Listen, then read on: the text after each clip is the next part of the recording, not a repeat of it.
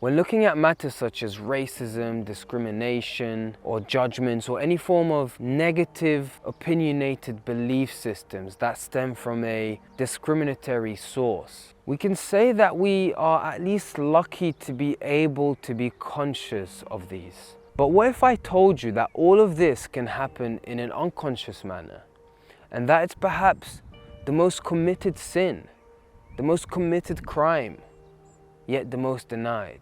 Every human being has this within themselves. Everyone has an unconscious space where we do not recognize what form of judgments, what form of ideas and belief systems are held within. This we can call the unconscious bias. Now, after reflecting on what's been happening in the world, I wanted to take this time to discuss this particular topic with you right now, because it still baffles me that humanity, with all of its success, achievements, progress throughout history, that matters such as discrimination, racism, and any form of idea or belief system that creates separation from one another still prevails. And so the questions I asked myself are, what can we do to overcome this? What is every individual's moral obligation? What does every individual have to do in order for us to collectively move past this and solve this blasphemous problem that's been going on for ages? Now, I'd like to say that the fact that these problems still exist is childish. But when we look at children, they don't act in this way. Children aren't born to discriminate. Children aren't born to be racist. We as humans, we are born to explore. We are supposed to be appealed and enticed by that which is different from us. We are supposed to be encouraged and feel excited as we enter a new territory of exploration, as we are about to speak to a different person, a different life. Maybe that particular life can somehow inspire this particular life. Now, if you have seen some of my previous videos, you'll quickly notice that I always try to look at things in the most unbiased way possible. So when looking at matters such as racism, xenophobia, or any form of discrimination in between, we'll notice that we are creating a distance between our brothers and sisters. Now, why does this create a problem? Well, in the same unbiased light, if we can look at life in the most fundamental way, the reason why it thrives is because of unity. When things combine, when two matters merge, this is where a new matter is born.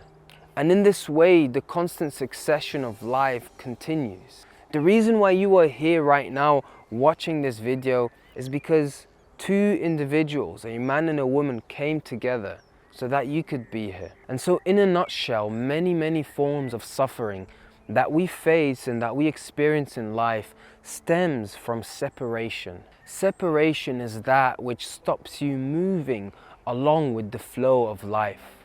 So now that we've understood that discrimination leads to separation, which ultimately leads to suffering, what can we do to overcome this? The best approach, from my perspective, would be to tackle the root cause of many of those symptoms of separation, many of those symptoms of suffering, which is ultimately ignorance. Many religions have these major sins that involve killing, lying, stealing, and that you should treat others how you'd like to be treated. But all of these sins, even, they all stem from one root problem, and that root problem is ignorance. Sometimes the source of our actions come from this dark room that we call the mind. And so when you grab something out of this dark room, you don't know what you are grabbing. And so this is exactly why unconscious bias is prevalent. Sometimes we don't know that certain actions we take are because of particular intentions, because there is a hidden agenda within us that not even ourselves are aware of. And so the solution is exactly in the last sentence I said. It's awareness. How can we be aware? How can we shed light into this dark room that we unconsciously use to decide and maneuver around our life. And so the solution of all of this is to really become conscious. How can we shed this light into this dark room of our mind to see all of its contents? Yes, at first we might be outraged and suffer from all of the mess that we have to clean up in here, but it eventually all falls into place and it always works out in the end. With this awareness, can you now see from afar that a particular thought here could lead to this tremendous butterfly effect that people may continue to suffer thousands of years from now? And if you have this vision because you've raised your ability to be aware of the contents of your minds, can you now really understand the responsibility of what it means to be a human, of what it means to exist, of what it means to be conscious? You have so much more power to change things than you think, especially if you are thinking from a space that, once again, as mentioned, is dark, where you can't see where your thoughts and ideas stem from. Therefore, unlock the floodgates of the unconscious aspect of yourself by coming closer to yourself, by reigniting the light of awareness within yourself.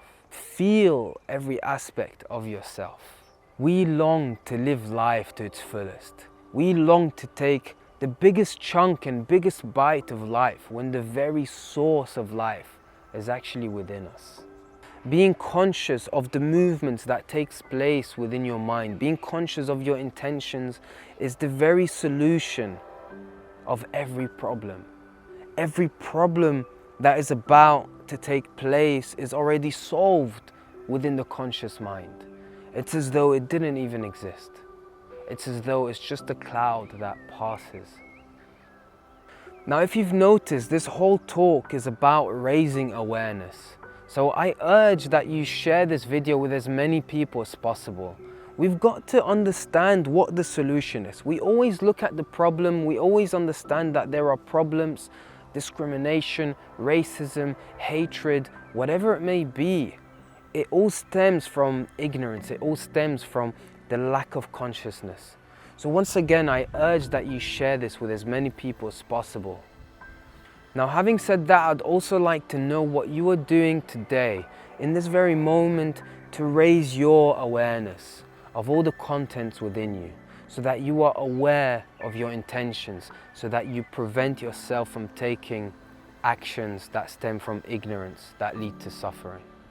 I really hope that you enjoyed this and got some piece of wisdom from this. And I also hope that you become the greatest version of yourself. Thank you so much for listening, and I'll see you next week.